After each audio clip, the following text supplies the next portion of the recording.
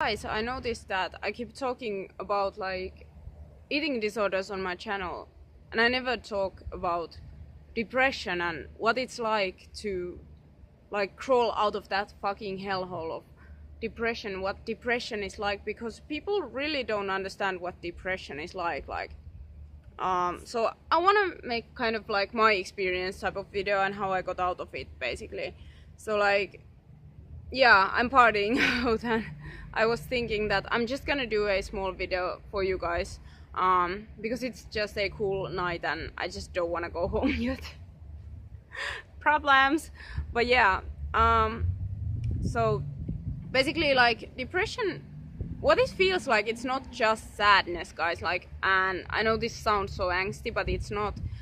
Like, even the worst thing than being sad, like, you are occasionally sad during like having depression, and that sadness is something like this kind of devastating, horrifying, like soul wrenching sadness. It's not like, oh, I'm gonna cry a little bit, but that's even not like most of the times of that. Like, most of the times you are just fucking numb and you disinterested in anything. Like, that's the worst part of like being depressed. And like, I found the anhedonia, or like not feeling anything, like that's the, and not feeling any joy in life, no matter what I fucking did. Like, that was the worst part of being depressed, like the anhedonia. Anytime I would have taken like the sadness anytime over the anhedonia, because like when you don't feel anything, you're just this numb person. You don't feel anything when something good happens, you don't feel anything when something bad happens.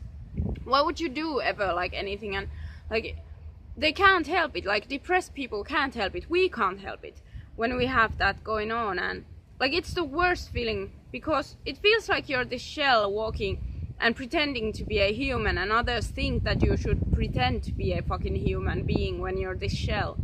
And that's how it feels. Like, I remember always feeling like it's so tiring to just go out, because I had to like force myself to be a fucking human being for a day, and I wasn't. Like, I was this shell. So the worst thing was the anhedonia and being numb. Like, those are worse. And then there are, like, at least in my case, because I had like anxiety paired with that, which is pretty fucking common, that's why I'm talking about this shit on my channel. I had the intrusive thoughts of kill yourself, kill yourself, kill yourself, you're worth nothing, you have to die, go, you don't deserve anything. And those loop in your head all the time, no matter what you do. So at least for me, that's what it was. So I was bombarded with these messages. No matter what I did, my own mind wouldn't let me rest, wouldn't let me think otherwise, because I was just bombarded with these like thoughts. And that's what depression fucking does to you. It kills you little by little, and it's really horrible. And then you start wanting to, like, you lose the hope. And I talked in my other video about how important I think hope is, but during like my depressed period, I did lose hope like many times, many fucking times. There were like periods when I couldn't see a way out, and the only thing that would seem like a good answer was the news. And like, I had like plans and shit at one point, because it just felt like, you know, the only relief I got when I was like depressed was from those plans, like being able to end it at any time if I wanted to. And that sounds so freaky and weird and things, but when you suffer all the fucking time, it starts to feel like the only hope, because there's no hope. Like, it starts to feel like there's no way out, because you can't see any further than this moment, this feeling. I can't even explain it. It's like somebody decoded your brain again and put a program there that gives you like a way of working, and it's completely different than a normal person. And like, the options are more limited. Like, you're this computer that doesn't have as many options as others, even though you do, but your brain tries to tell you you don't. So it's really freaky. So to me it felt like there is not going to be a better tomorrow, because this is how I'm gonna wake up every day, and nothing will help, and I don't have any hope. Like, I don't feel any hope. There's no hope left. And the other part of depression that's really hard is the isolation, because you are so hard on other people around you. Like, it's true, you are so fucking, like, I was really heavy to people around me, so I didn't want to be with them, so I isolated. And like, I was too tired to even move at some point. I couldn't get out of bed. I just literally remember that there was these emotions of like sadness was sometimes, and that was a good day because I felt something. Numbness, tiredness. I've never been as tired as when I was depressed. I could sleep 13-14 hours a day and wake up as tired or more tired.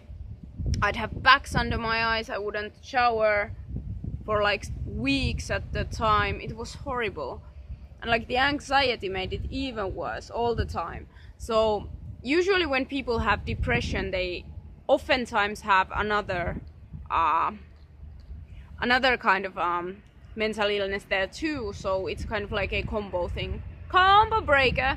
So the combo breaker you want to have in this is go get help. Like, even if you feel like, I remember feeling like I had been so depressed for so long that I thought that that was like normal. Like, I thought that I'm not sick, like I'm not that sick, you know, they're not gonna treat me anyway. And that's like the worst thing you can think, because you do deserve to get better. You do deserve to get better. If nobody's telling you this, you deserve to get better, and you are valuable just the way you are, and you deserve this, so go get help. But like, I remember thinking like, I'm not gonna get help, like I won't, because I won't get it, like, because they won't think I'm sick, because I've been like this always. Like, I also thought that there was no other chi, like the depressed chi was chi to me. So when I started to get better, the hardest thing was like, I got the medication. I'm on escitalopram, and it's a good medication. I never thought I'd say this, but medication saved my fucking life, and I'm still on it, and it's a really good option. And I went to got talk help, and I'm starting to go to therapy soon, so that's also a thing. But yeah, so what I was saying, crap. So yeah, that helped me, and it started to change like the way my brain worked, like really. And like, I remember when I started to recover, the hardest part in recovery, like when you start the medications, get the help, that's only the start, like, of getting there, but it's already better. But like, I remember, like, because I wasn't depressed anymore, I felt like, who am I? Because like, I was completely different person suddenly, and I didn't know who the fuck I was. So it made me feel like I'm not she anymore. And like, the personality change, the identity change when you have been depressed, that can also like send you over the edge and put you in a psychosis or like something, but it's still worth it. Like, I want to tell you guys, like, living the other side where my depression isn't debilitating me is so much more worth it. So please get help, because when you can't carry on by yourself, you don't have to. Just put that on somebody else for a little while, and it'll probably be the best decision of your whole fucking life. So if you're depressed, or you know someone who's depressed, please help them, and please get them help, or go get help, please. Bye.